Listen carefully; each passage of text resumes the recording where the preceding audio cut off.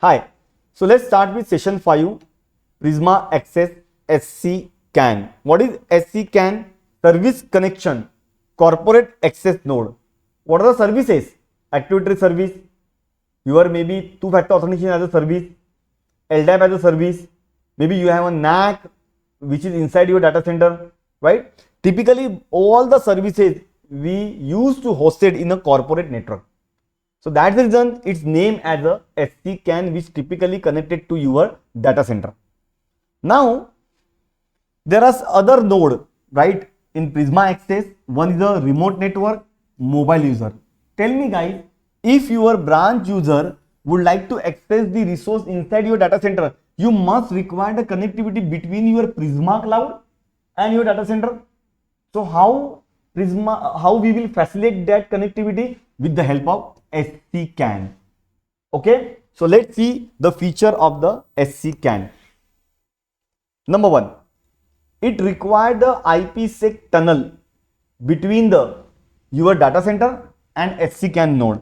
When I say IPsec, typical IPsec, phase 1, phase 2 parameter. Okay, so once you spin up or once you configure your SC CAN, you will get the public IP address, and those public IP address you will use on your on-premises firewall as a peer address. Clear? Can I have a multiple tunnel? Yes, you can have a primary tunnel as well as backup tunnel between your on-premises network and your SC CAN. Yes, it does support. Multiple tunnels can support. Next, what is the another feature of SC CAN? Basically, so once you enable the tunnel, right, between your SC CAN and your on-premise, you must enable the routing. Okay, when I say routing, either you can go for a static routing or you can go for a dynamic routing. Okay, in the dynamic routing, Prisma Access only support BGP, right? If you are planning for a BGP, you must take care of the AS number, right? During the configuration, SC CAN configuration, or sorry, Prisma Access configuration, you have to enable your AS number.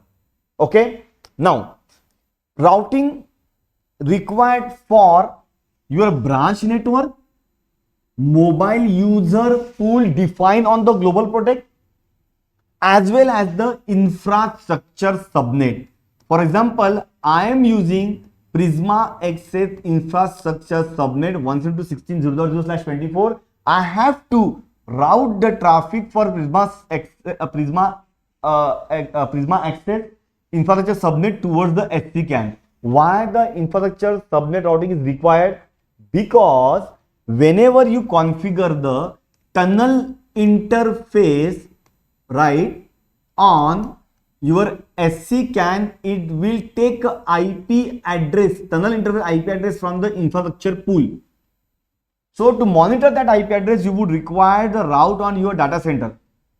Second, when you enable the user identification on your SC CAN, you will get one IP address as a user ID agent, right, from your service subnet pool. Okay, infrastructure subnet pool, my bad. Okay, so that is the reason you would require a routing for branch network, mobile user, as well as the infrastructure subnet. Similar way, right, your Prisma Access should know your subnets behind your data center. Okay, so I would always suggest to go for the dynamic routing protocol. Why? Because it will automatically prioritize route over the IPsec tunnel. If you have a primary tunnel and you have a backup tunnel, I would suggest go for a BGP, right? If my tunnel down, of course my BGP peer is also down, so I will prefer the secondary path. So everything is supported over the IPsec. Next, now I have few servers would like to access the internet through SC CAN. It is not allowed. It is not allowed. Okay. Second, when my mobile user trying to access my data center resources, SC can never enforce any security policy. No, you cannot. Okay. Next, how to plan your SC CAN connection. So I told you, right, IPsec tunnel is required. It required a license as well. Then it does support static routing and BGP. Okay, it will not enforce any security policy, right? It will never initiate the connection to the internet. It's not allowed. Okay, and typically throughput of your tunnel is 1 Gbps. We'll see later, not now. Okay, with it will associate with the license. Okay, now plan your service connection. So this is the only purpose of service connection, to connect your data center. There is a one more purpose, guys. If you want to enable mobile user and branch network connection, you must require the SC CAN. How? For example, my mobile user trying to reach any resource right behind my branch network, it will first send traffic toward the SC CAN, and SC CAN will send toward the RNSPN, which is remote network security processing node, and then it will forward towards the branch network. So this is one of the purpose of the SC CAN as well, right? So before onboard your branch, before onboard your mobile, you must first configure the SC CAN. Clear? Okay, perfect. Now, before plan IPsec tunnel, you make sure your on-premises device does support IPsec functionality.